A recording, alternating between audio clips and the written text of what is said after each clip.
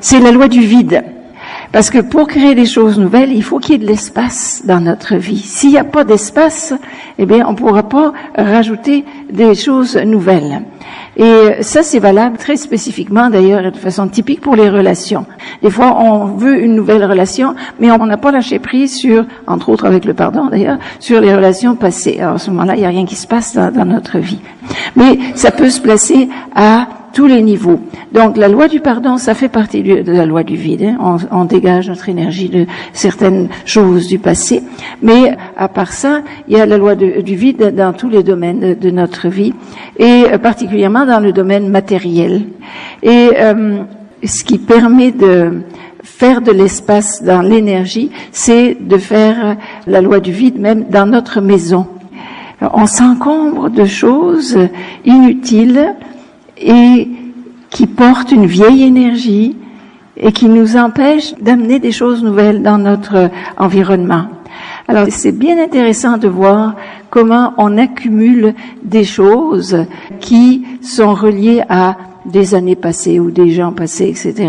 et qui font que notre énergie devient stagnante, et à ce moment-là, on peut pas amener des nouvelles choses. Alors, ce que je vous invite à réfléchir là maintenant, c'est de voir dans quel domaine de notre vie on a du ménage à faire. Voilà. Tout simplement.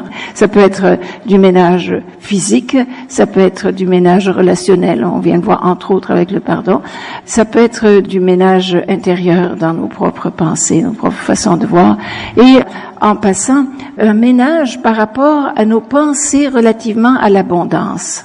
De regarder quelles vieilles pensées on traînerait encore dans notre tête face à l'abondance.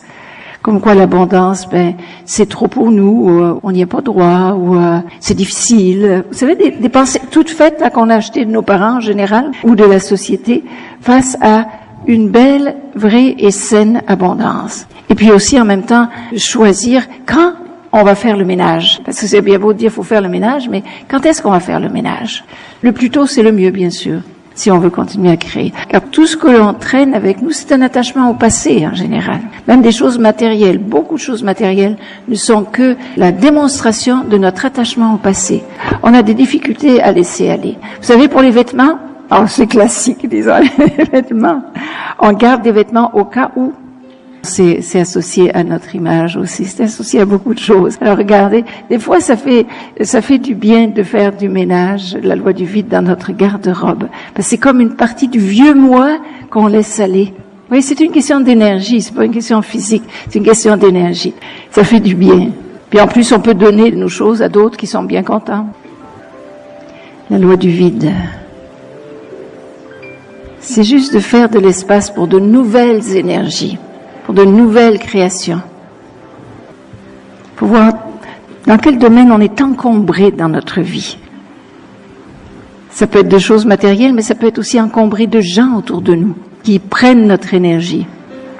Ça peut être encombré d'activités inutiles aussi. Et ça prend du support parce qu'on résiste beaucoup. Pourquoi? L'ego est attaché à ces vieilles choses. On est comme ça en tant qu'être humain. Mais en gardant ces énergies stagnantes autour de nous, on empêche de nouvelles énergies de venir à nous, à tous les niveaux. Alors, c'est pour ça que ça prend du support aussi. Tout seul, des fois, on a des difficultés. On dit, oui, je vais le faire. Oh, je vais le faire. Plus tard, là, bientôt, là. Mais finalement, on le fait pas. Alors, on peut prendre du support aussi dans ce sens-là si on sent que ça peut nous aider.